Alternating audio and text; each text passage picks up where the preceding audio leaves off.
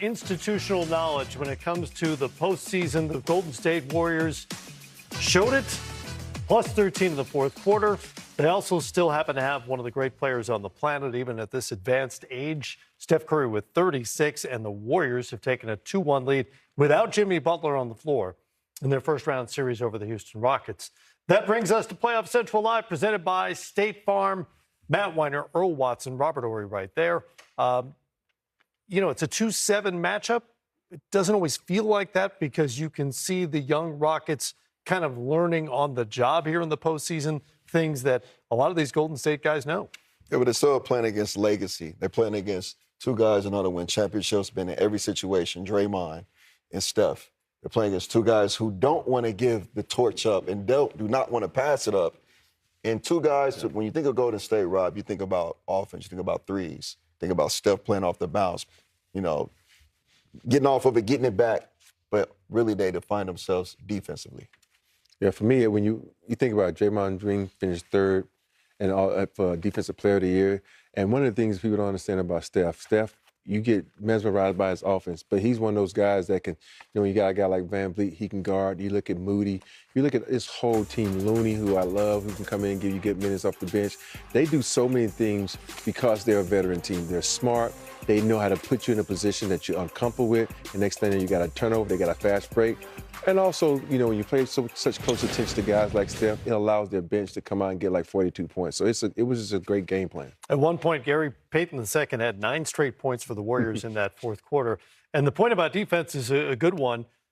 Too often, folks forget how good Golden State has been defensively over this incredible run. They were 7th in defensive efficiency over the course of the regular season, number 1 after they acquired Jimmy Butler. And even without Butler, they were able to get it done and make the big plays in the fourth quarter. How did they overcome Butler's absence tonight? I think the bench had 42. And you think about Buddy Hield, who came off, and you said Gary Payton, who had those points in a row. When you got contribution by guys like that you're not expecting, because you know what Steph is going to do, you know what Draymond's going to do, you know what all the other guys are going to do. But that bench with 42 was exceptional. And sometimes you forget about guys like Buddy Hield, who at one point he led the league in three-point buckets made. And then you got guys like Gary Payton, who you always forget about. Then you look at it in the book, he's a plus this, a plus that. He does all the little smart things, because when you think about him, you say, okay, he's not going to score. But the fact that you draw so much attention at the other guys on the team, that he's allowed to use his smarts and slip and get easy buckets. So I love the way Payton is playing. Hield is second only to Steph Curry, by the way, and made threes over the last 5 years. It's crazy that they're on the same roster. Yeah, it's crazy on the same roster. It makes you defensively. You have to guard the arc. There's no gravity to, dribble drives to the paint. But when we talk about them, we talk about Ron Adams, who put that defense together for Golden State. I played for Ron Adams in OKC. He created the turn in OKC with the Westbrook and the Kevin Durant young group. I was a part of that in the beginning. This is interesting. Previous game, Jalen Green has 25 field goal attempts, 18 from the 3 field goal attempts. Tonight, he only has 11 field goal attempts and only 5 from the 3-point attempt. So they did a great job of defending him, limiting his touches, Jalen Green's, limiting his 3-point attempts, making him play a different type of game, forcing him to take tougher shots, denying him the ball, being more aggressive, and you've seen at the end still staying chippy. And there's a lot to be learned for this Houston team. They have a chance to be really good over the next couple of years, but this is incredibly uncomfortable right now for them. They're in San Francisco facing a 3-1 deficit, potentially, if they can't win on Monday night, and maybe Jimmy Butler is back by then. Let's hear from their head coach, Ime Udoka, in San Francisco. We have a decent enough offensive game. We're in good shape, but the communication with Red's really off ball. I think we did go after Curry, got out of his hands. Knowing who we're rotating to and off of wasn't the best, especially in the second quarter. Gave the lead back.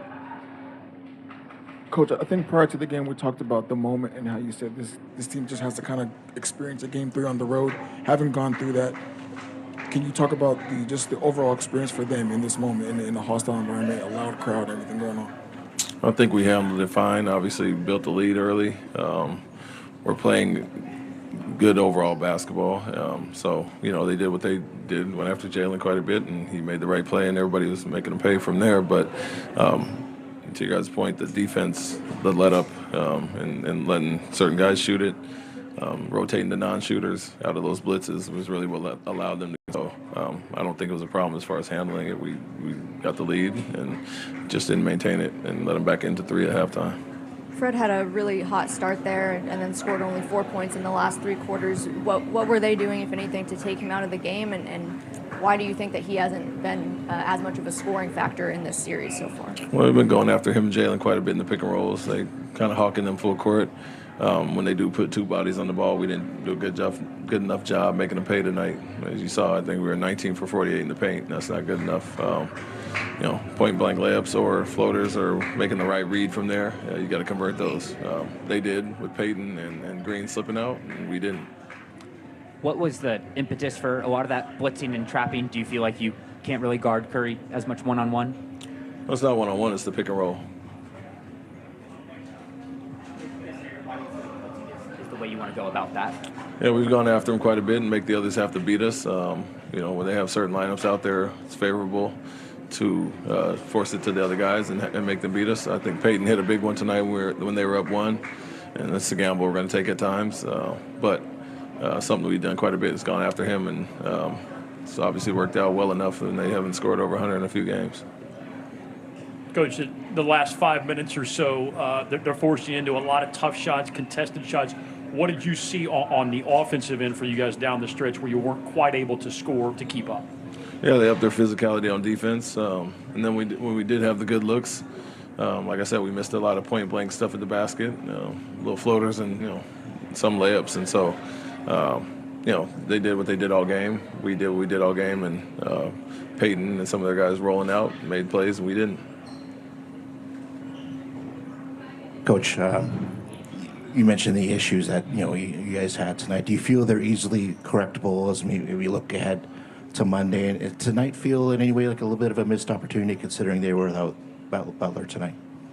Yeah, I mean, we know they're still dangerous without Butler, so that doesn't change anything as far as that. I think it's something we've seen all year. Teams go after Jalen. Obviously, had a big game last game, so we expected that coming in. And when you does his job and has 2 on the ball and gets it to guys, they have to make them pay behind it. And so, nothing new as far as that. Like I said, teams have done it all year, and their gamble paid off. We didn't make them pay with that, especially with the paint shots. And so, something you can easily correct is obviously taking care of the ball a little bit better, finding the outlets out of that and making them pay. And it's a gamble on both sides when both teams are blitzing each other. And like I said, their guys made a few more plays than ours tonight. Coach, over here, they've Amen Thompson's had some struggles in this series, in this game specifically. They've been guarding with the center. How do you feel about the way he's been playing offensively and what you can do to get him going? Yeah, he was one of the guys that missed quite a few opportunities tonight. We use him in each way, as a handler, as a screener, and every other way. And so, he had some rolls in the pocket, brought him up and set the screen, and he could get out in the pocket. And like I said, he didn't convert a lot of those easy ones. And so we do use them several different ways, obviously handling and playing in dunker and setting screens. And so there's a lot of ways to move around on the court. And when he's in attack mode getting downhill, they do put a bigger body on him. They still collapse the paint. You got to find his outlets there. And so felt like he got in trouble, penetrated a little bit too much and missed some of the kickouts. The Warriors ended up with an advantage in second chance points tonight. You didn't play this double big lineup all that much. Do you feel like that might have helped to combat some of the rebounding issues? No, I think that was a big thing for sure, that they beat us in that area. We were up 3 at half, and they had the lead as far as that, and I think it was 16-4 overall, second chance points. And so area we can't get hurt, and there was a lot of their wings crashing, so it wasn't as much, I wouldn't say Looney or their big bodies. It was a lot of wings coming and crashing. So do a good job scrambling, making them miss shots, and we got to come up with those rebounds and stops. Thank you. More coverage of the